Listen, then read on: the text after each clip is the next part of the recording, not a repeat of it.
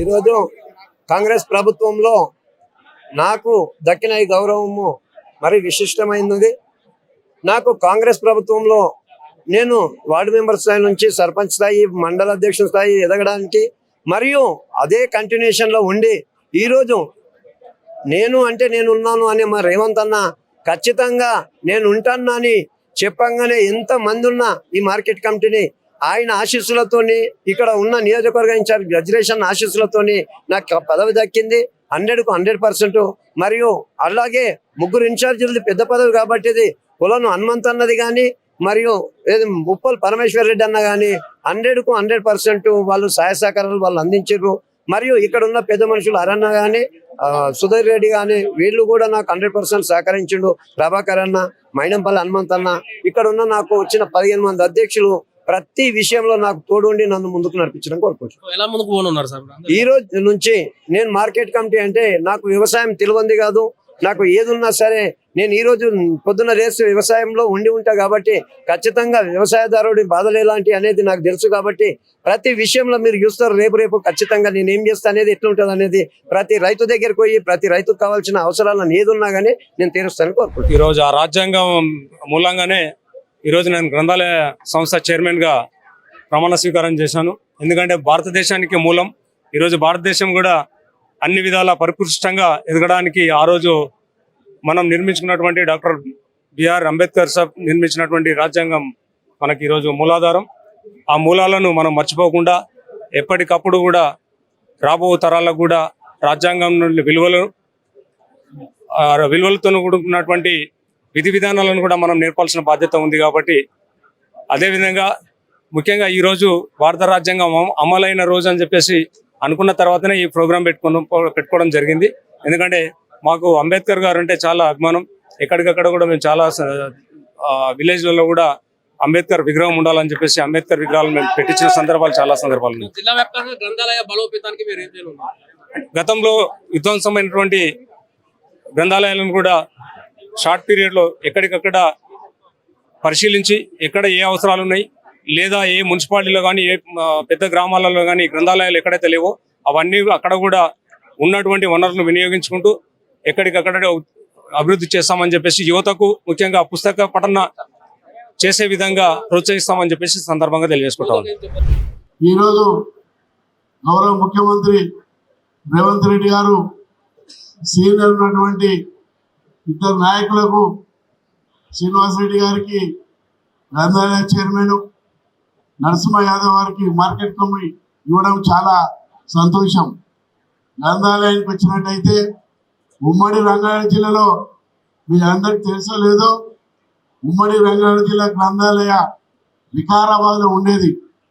జిల్లాలు ఏర్పడ్డ తర్వాత అటు రంగారెడ్డి, ఇటు మేడ్చల్, అటు వికారాబాద్ 3 జిల్లాల్లో కూడా గ్రంథాలయ చైర్మన్ కూడా వేసుకోవడం జరిగింది. మొన్న డాక్టర్ విఎస్ గారు కూడా వికారాబాద్ కూడా రావడం కూడా జరిగింది. ఈ చైర్మన్ అంతా కూడా వాళ్ళ బాధ్యత ఏంటంటే గ్రంథాలయాలన్నింటినీ కూడా ప్రతి మండల హెడ్క్వార్టర్లో కానీ పెద్ద పెద్ద గ్రామాల్లో కూడా గ్రంథాలయాలు ఏర్పాటు చేసి మరి విద్యార్థులందరూ కూడా చదువుకున్న వాళ్ళందరికీ మంచి అవకాశం కల్పించి మంచి పుస్తకాలను చదివే మరి బాధ్యత కూడా వాళ్ళు తీసుకోవాలని చెప్పి కూడా మరి కోరుతున్నారు. ఎందుకంటే వాళ్ళకి చాలా డబ్బులు ఉన్నాయి. మరి గ్రంథాలయాలు వికారాబాద్ కానీ మేడ్చల్ కానీ రంగారెడ్డి జిల్లాలో కూడా డబ్బులు ఉన్నాయి. ఆ డబ్బులను ఖర్చు పెట్టి గ్రంథాలయాన్ని ముందు తీసుకుపోవాలి. అదేవిధంగా market committee chairman Narasimha Yadav గారు ఇది చాలా మరి ఏదైతే మేడ్చల్ మార్కెట్ అంటే చాలా పేరున్నటువంటి మార్కెట్. గతంలో కూడా ఉమ్మడి రంగారెడ్డి జిల్లాలో 2 మార్కెట్లు పేరున్నాయి, తాండూరు తర్వాత మేడ్చల్. మరి ఈ మేడ్చల్ ఉన్నటువంటి నిధులను కూడా ప్రభుత్వం ద్వారా కూడా పర్మిషన్ తీసుకొని ఎక్కడైతే అవసరాలు ఉన్నాయో ఎక్కడైతే మరి గ్రామాల్లో కూడా అభివృద్ధి చేసుకోవడానికి మంచి అవకాశం ఉన్నది. గ్రంథాలయం కూడా అభివృద్ధి చేసుకోవడానికి మంచి అవకాశం ఉన్నది. గతంలో కూడా మార్కెట్ కమిటీలు అన్ని కూడా చైర్మన్ ఎవరైతే ఉన్నారో మరి రూరల్ ప్రాంతం ఉన్నటువంటి అంతా రైతులందరూ కూడా ఏ పొలంలో ఏం పెట్టాలి, రైతులకు కూడా ట్రైనింగ్ ఇచ్చేది. ఎక్కడైతే పండ్ల తోటలు ఎక్కడ పెట్టాలి, కూరగాయలు ఎక్కడ పెట్టాలి, మరి పూలు ఎక్కడ వండియాలి, ఇవన్నీ కూడా మరి రైతులకు చెప్పవలసిన ట్రైనింగ్ క్లాస్ తీసుకోవాల్సిన అవసరం ఉన్నది. ఇద్దరు కూడా ఈరోజు ప్రమాణం చేయడం చాలా సంతోషం. అదేవిధంగా మన ముఖ్యమంత్రి రేవంత్ రెడ్డి గారు అధికారానికి వచ్చిన తర్వాత మీ అందరికీ తెలుసు మహిళలకు ఉచిత బస్ కానీ గ్యాస్ ఇవ్వడం కానీ ఇవాళ మరి 2 లక్షల మందికి 31,000 కోట్లు కూడా రైతులకు ఇవ్వడం కూడా జరిగి మళ్ళీ కూడా ప్లాన్ చేసుకోవడం జరుగుతున్నది. రైతులందరూ కూడా రుణమాఫీ చేసి మరి రైతులను కూడా ఆదుకోవడం కూడా జరుగుతుంది. రైతులకు నిజంగా పంటలు పండించాలంటే వాళ్ళకు మరి డబ్బులు కావాలి కాబట్టి మరి ప్రభుత్వం ఎంత భారం ఉన్నప్పటికీ కూడా మరి మన ముఖ్యమంత్రి గారు రైతుల పట్ల ఆలోచించి మన ముందు పోవడం జరుగుతున్నది. మళ్ళీ ఇంకా తక్కువ టైంలో ఇంకా ముందు కూడా రైతులను ఆదుకోవడం జరుగుతున్నది. మేడ్చల్ కూడా చాలా పెద్ద నియోజకవర్గం కాబట్టి మరి వజేష్ యాదవ్ గారు మరి మొన్న తక్కువ ఓడిపోయినారు. మరి వారు ఏదైతే మరి మాకు అభివృద్ధి పరంగా మరి ముఖ్యమంత్రి దృష్టి తీసుకుపోయి ఈ నియోజకవర్గాన్ని అన్ని రంగాలు కూడా ముందు తీసుకుపోతామని చెప్పుకుంటూ ఉమ్మడి రంగారెడ్డి జిల్లాలో ఉన్నటువంటి ఆ 3 జిల్లాలతో పాటు ఇలా మేడ్చల్ ఉన్నటువంటి ప్రాంతంతో మరి అన్ని నియోజకవర్గాలు కూడా అభివృద్ధిలో ముందు తీసుకుపోతామని చెప్పి మరి ఇద్దరు చైర్మన్లకి అలా అయితే లైబ్రరీ చైర్మన్ కానీ మార్కెట్ కమిటీ చైర్మన్ కూడా మరి సీనియర్లకు ఇవ్వడం కూడా జరిగింది. జిల్లా అంతా కూడా అట్లా ఇచ్చారు. వారికి కూడా బాధ్యత చాలా ఉన్నది. మరి మేము కూడా వారికి అండగా ఉండి మరి వారికి కూడా ఏ విషయంలో కూడా సహకరిస్తామని చెప్పుకుంటూ ఈ అవకాశం ఇచ్చి అందరూ నమస్కారం చెప్పుకుంటూ సెలవు తీసుకుంటున్నాను. చేసి నేను మాట్లాడుతున్న మాటల మీద కొంత అటెన్షన్ పే చేస్తా కోరుతున్నాను. ఈ రోజు శుభదినం. ఎందుకు శుభదినం అంటే భారత రాజ్యాంగం నవంబర్ 26, 1949 ఆమోదించబడ్డ రోజు. ఈ రోజు భారత ప్రజలకి సామాజిక న్యాయాన్ని, ఆర్థిక న్యాయాన్ని, రాజకీయ న్యాయాన్ని వాగ్దానం చేసి ఆ రోజు స్వతంత్ర ఉద్యమానికి నాయకత్వం వహించిన భారత జాతీయ కాంగ్రెస్ ఆధ్వర్యంలో భారత జాతీయ కాంగ్రెస్ పూర్తి ఆధారంగా రాజ్యాంగం ఏర్పడ్డ రోజు, రాజ్యాంగం ఆమోదించబడ్డ రోజు నవంబర్ 26. అందుకోసం మేడ్చల్, మల్కాజిగిరి ప్రజలు ఎవరైతే ఉన్నారో ఈ రోజు మొత్తం తెలంగాణ సమాజంతో మీ వైపు చూస్తుంది. ఎందుకు తెలంగాణ సమాజం మీ వైపు చూస్తుందంటే ఒకప్పుడు గ్రంథాలయ ఉద్యమానికి బాసలు చేసిన ప్రాంతం ఇది.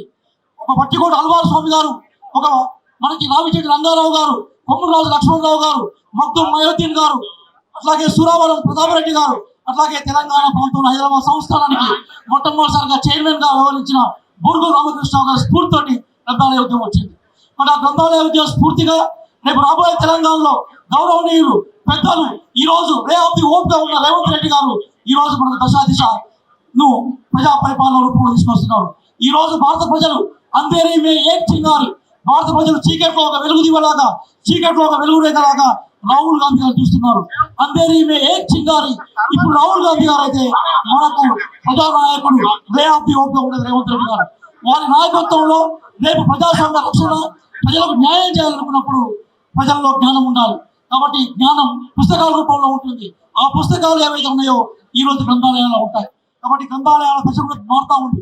ఈ రోజు తెలంగాణలో ఉన్న 600 గ్రంథాలయాల్లో మేము రీడర్స్ వేలాది మంది ఈ రోజు రేవంత్ రెడ్డి గారి నాయకత్వంలో ఈ జాబ్ క్యాలెండర్ కి అనుగుణంగా యువతను తీర్చిదిద్దడం కోసం, జాబ్ క్యాలెండర్ అనుగుణంగా యువతను తయారు చేయడం కోసం గ్రంథాలయాలను భవిష్యత్తు తీసుకొస్తాం.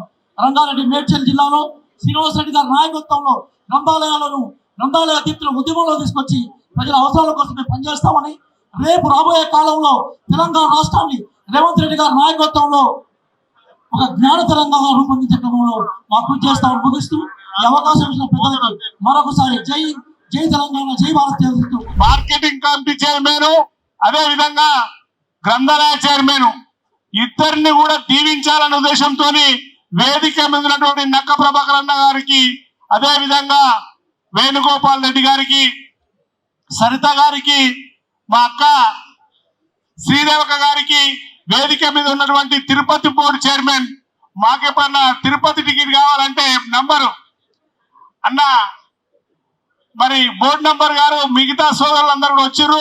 అందరూ కూడా పేరు పేరున ధన్యవాదాలు తెలియజేస్తా ఉన్నాను. మాకు ఎన్నో సమస్యలు ఉన్నాయి. ఈ నియోజకవర్గం చాలా పెద్దది, ఈ జిల్లా చాలా పెద్దది. ఈ పార్లమెంట్ లో ఉన్నటువంటి దాదాపు 36 లక్షలకు ఓటర్లు ఉన్నటువంటి పార్లమెంట్ కు అధికారం పార్టీ తరపున కాంగ్రెస్ పార్టీ రేవంత్ రెడ్డి గారు ఆయన ఇక్కడ ఇద్దరు చైర్మన్లకు కూడా అవకాశం ఇవ్వడం జరిగింది. ఒక ఆయన కొద్లాపూర్ నుంచి శ్రీనివాస్ రెడ్డి గారు, మేడ్చల్ నుంచి నరసింహ యాదవ్ గారు, ఇద్దరికి కూడా చైర్మన్లు ఇచ్చి ఈ ప్రాంతంలో ఉన్నటువంటి గ్రంథాలయం అయితే ఏమి, అదే విధంగా ఈ ప్రాంతంలో ఉన్నటువంటి మార్కెట్లు కూడా అన్నింటినీ కూడా బాగు చేయాల్సిందే బాధ్యత వాళ్ళ ఇద్దరి మీద ఉంచిండ్రు. కనుక నేను ఒకటి కోరుతా ఉన్నాను, పెద్దలు ఎమ్మెల్సీ మహేందర్ రెడ్డి గారిని, మనకు ప్రభుత్వ విప్పు, మన పార్లమెంటుకి ఇన్ఛార్జి.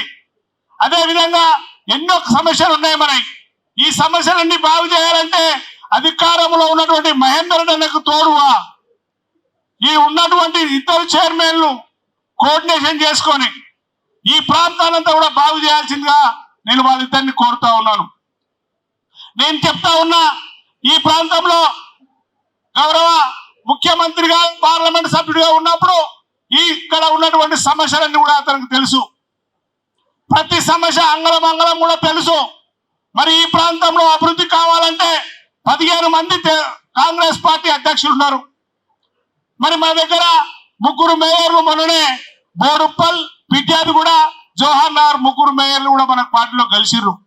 దాని తర్వాత దాదాపు ఒక 2 చైర్మన్లు మన పార్టీలో కలిసిర్రు. దాదాపు ఉన్నటువంటి 80 మంది కార్పొరేటర్లో 60 మంది కార్పొరేటర్ మన పార్టీలో కలిసిర్రు.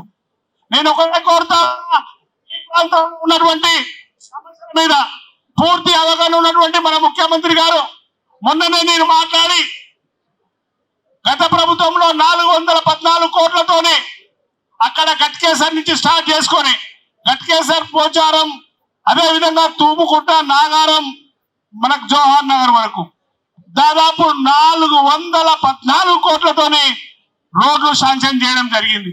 దానితో పాటు మన జవహర్ నగర్ లో 20 ఎకరాల భూమి తీసుకొని ఇంటిగ్రేషన్ స్కూల్ ఇస్తారని చెప్పి 20 ఎకరాల భూమి తీసుకొని ఆ కార్యక్రమం కూడా ఇంటిగ్రేషన్ స్కూల్ కోసం కూడా నడుస్తా ఉంది. Please subscribe to the channel and download the Politicos app from the links in the description.